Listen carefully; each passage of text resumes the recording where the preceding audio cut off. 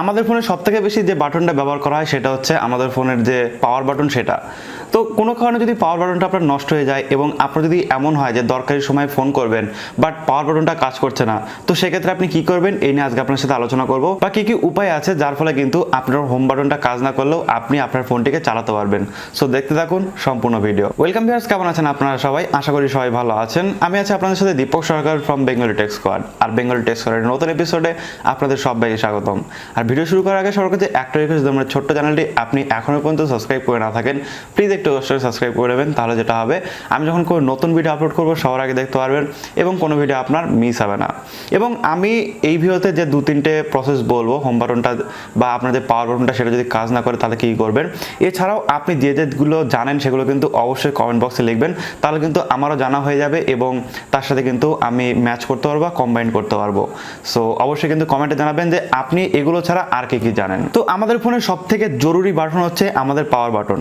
But এটা যদি কাজ না করে সেক্ষেত্রে কিন্তু এই পাওয়ার বাটন চেঞ্জ করার থেকে কিন্তু আর কোনো রকম রক্ষা পাওয়া যায় না। সো পাওয়ার বাটন চেঞ্জ করতে হবে বা আপনাকে চলে যেতে হবে যে সার্ভিস সেন্টার, সেখানে যেতে হবে, তারপর কিন্তু তারা ঠিক করে দেবে। তো এরকম টাইমে এমার্জেন্সি সময় যদি আপনাকে কল করতে হয় বা কোনো কাজ করতে হয় সেক্ষেত্রে কী করবেন? প্রথম, সবার ফোনে কিন্তু এখন মোটামুটি যে ফিঙ্গারপ্রিন্ট স্ক্যানার সেটা রয়েছে, অর্থাৎ নতুন যে কোনো যে ফোনগুলো বেরোচ্ছে সেগুলোতে কিন্তু ম্যাক্সিমাম ফিঙ্গারপ্রিন্ট স্ক্যানার দিচ্ছে।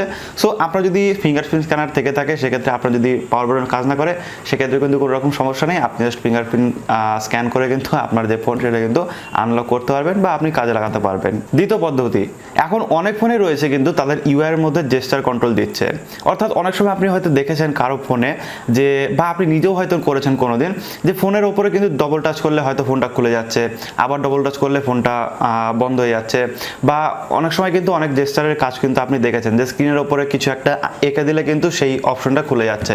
সো এরকম কিন্তু অনেকের ফোনে থাকে। তো যদি আপনার ফোনে জেস্টার কন্ট্রোল থাকে সেক্ষেত্রে আপনি অন করে রাখতে পারেন, তাহলে কিন্তু আপনার ফোনে হয়তো ডবল ট্যাপ করলে বা অন্য কিছু ছবি টবি আঁকলে সেক্ষেত্রে কিন্তু আপনার ফোনটি আনলক হয়ে যাবে উইদাউট পাওয়ার বাটন। তৃতীয় পদ্ধতি, থার্ড পার্টি অ্যাপ।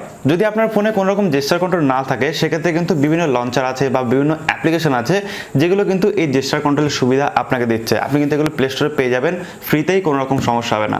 সো সেক্ষেত্রে সেই সব অ্যাপ্লিকেশন কিন্তু আপনি ডাউনলোড করে রাখতে পারেন আপনার ফোনে এবং সেটাকে কিন্তু অন করে রাখলে আপনি কিন্তু জেস্টার কন্ট্রোলের মাধ্যমে বা থার্ড পার্টি অ্যাপের মাধ্যমে কিন্তু আপনার ফোনটি আনলক করতে পারবেন। কিন্তু হ্যাঁ, এটা কিন্তু অনেকটা চার্জ খায়, বিকজ ওই সেই অ্যাপটা কিন্তু অলওয়েজ অন থাকে আপনার ফোনে, যার ফলে কিন্তু চার্জটা একটু বেশি নেবে।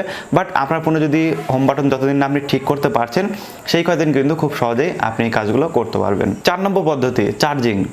সো যদি আপনার ফোনটি কোনোভাবেই আনলক করা না যায়, অর্থাৎ আপনার ফোনে যদি কোনো রকম ফিঙ্গারপ্রিন্ট স্ক্যানার না থাকে, জেস্টার কন্ট্রোল না থাকে, প্রক্সিমিটি সেন্সর যদি কাজ না করে, তো সেক্ষেত্রে আপনি যেটা করতে পারেন সরাসরি সেটা হচ্ছে আপনার ফোনটিকে নিয়ে গিয়ে চার্জিংয়ে বসিয়ে দিতে পারেন। তো যখন আপনি চার্জিংয়ের পিনটা ইনপুট করবেন বা আউট করবেন সাথে সাথে কিন্তু আপনার ফোনের লাইট সেটা জ্বলবে এবং সেক্ষেত্রে কিন্তু আপনার ফোনটিকে আপনি আনলক করতে পারবেন, যে আপনি পাসওয়ার্ড দিয়ে রেখেছেন বা প্যাটার্ন দিয়ে রেখেছেন, যাই দিয়ে রাখেন সেক্ষেত্রে কিন্তু আপনি আনলক করতে পারবেন। বাট একটা কথা কিন্তু মাথায় রাখবেন, আপনার ফোনটিকে কখনো বন্ধ করবেন না বা সুইচ অফ করবেন না। যদি সুইচ অফ করে দেন তাহলে কিন্তু আর হাতে কোনো কিছু করার থাকবে না, কারণ ফোন বন্ধ হয়ে গেলে কিন্তু আপনার পাওয়ার বাটন ছাড়া আর কোনো উপায় নেই। সো এই ছিল মোটামুটি আজকের ভিডিও। আশা করি আপনাদের বোঝাতে পেরেছি যে কোনো কারণে যদি আপনার ফোনের পাওয়ার বাটনটা নষ্ট হয়ে যায় সেক্ষেত্রে আপনি কি করে ফোনটিকে চালাতে পারেন, বা পাওয়ার বাটন ছাড়াই কি করে আপনার ফোনটিকে চালাতে পারবেন দীর্ঘদিনের জন্য, যেরকম জেস্টার কন্ট্রোল ফিঙ্গারপ্রিন্টকে কিন্তু আপনি অলওয়েজ চালাতে পারবেন, কোনো রকম সমস্যা হবে না, আপনার পাওয়ার বাটন কিন্তু দরকার হবে না। সো এই ছিল মোটামুটি ভিডিওটি ভালো লাগলে লাইক করবেন, শেয়ার করে দেবেন বন্ধুদের সাথে, যাতে তারা এই বিষয়গুলো জানতে পারে এবং এই বিষয়গুলো শিখতে পারে। Thank you so much video দেখার জন্য। দেখা হবে নেক্সট ভিডিওতে। টাটা।